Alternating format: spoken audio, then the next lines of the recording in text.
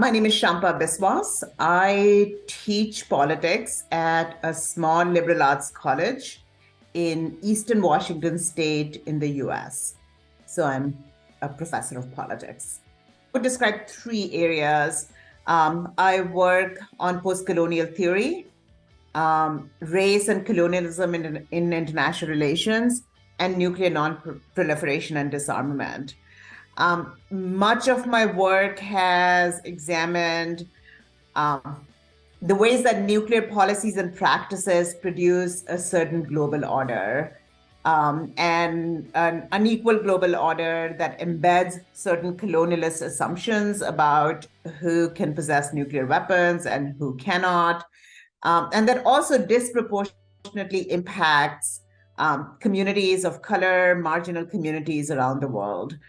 So that's been the bulk of my research. And then there have been different iterations of that same work. Long and convoluted. So I grew up in India, and early on, as I became interested in international issues, I was aware that the playing field globally was unequal. So I grew up with that awareness. And as I studied international politics more, I became more interested in the ways that colonialism has produced certain the major institutions of international politics, right? So my interest in inequality, questions of race and colonialism precede my interest in nuclear weapons. My interest in nuclear weapons really sort of emerged in 1998 when India first declared itself a nuclear weapon state. It conducted several nuclear weapons tests, which was followed in short order by Pakistan, conducting several nuclear weapons tests. That decision to declare itself a nuclear weapon state really shook me to the core. I was very, very strongly affected by that.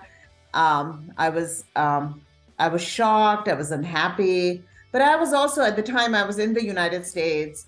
I was also kind of taken aback by the ways that those in the West responded to those tests, um, and how little awareness members of nuclear weapon states had about their own nuclear weapons possession and its own history, right? So it was very easy to admonish a new nuclear weapon state while not thinking at all about your own nuclear weapon status.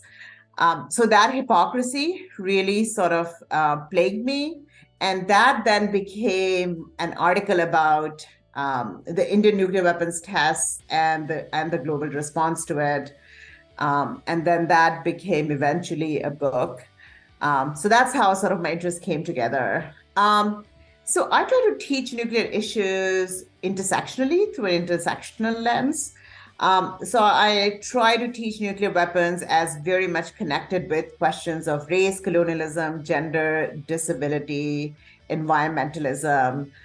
Really interested in how all of those together shape nuclear weapons policy and practice, as well as how nuclear weapons policy and practice affects groups that are located at the intersections of those different categories. I find that my students are much less actually interested in nuclear weapons than they are in questions of, say, for instance, climate change, which makes sense, right? Students should be actually thinking about climate change much more actively. They're thinking much more about racism, about anti-racism. They're thinking much more about global, since especially the pandemic, about disparities in access to health. They're thinking about public health much more, and much less about nuclear weapons, even though I teach in an area that's actually not very far from several nuclear sites. But nuclear weapons, for I think many folks in the US are not at the top of their they're not thinking about them actively. So the ways that I bring nuclear weapons questions alive or make them alive for my students is by connecting it with their existing interests, with connecting it with climate change, with racism, with health, the effects of nuclear contamination on health. So that's my approach. And I find that it grabs students much more when I do that. If you study nuclear weapons, you worry about nuclear weapons all the time, right? I mean, it's something that keeps you up at night.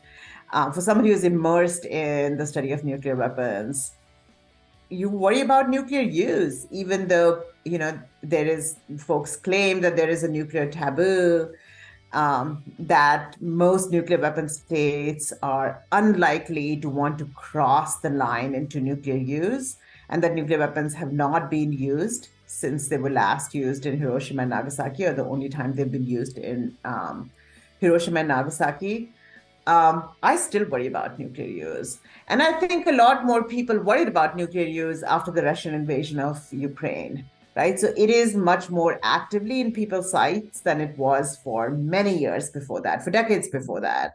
The anti-nuclear movements were very active in the US as well as in much of Europe during the Cold War. But after the dissolution of the Soviet Union, those movements, especially in the US, sort of disappeared.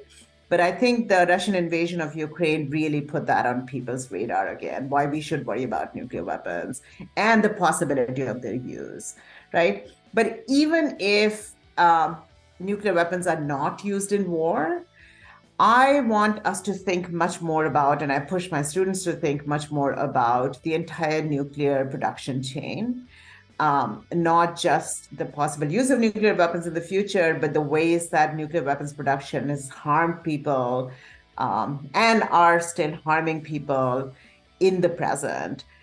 So that production chain begins with uranium mining and then milling, processing, weaponizing, testing, right? Nuclear testing, and then of course nuclear waste and the storage of nuclear waste, all of which are dangerous, have affected communities that have lived around nuclear sites for decades.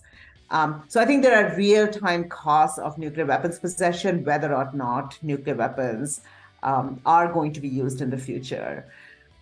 So that's a reason the public should care. Most of us live in and around nuclear sites. And even if we don't, we should worry about the existence of nuclear weapons and the ways they're already harming communities, and might really inflict catastrophic consequences if they are used in the future.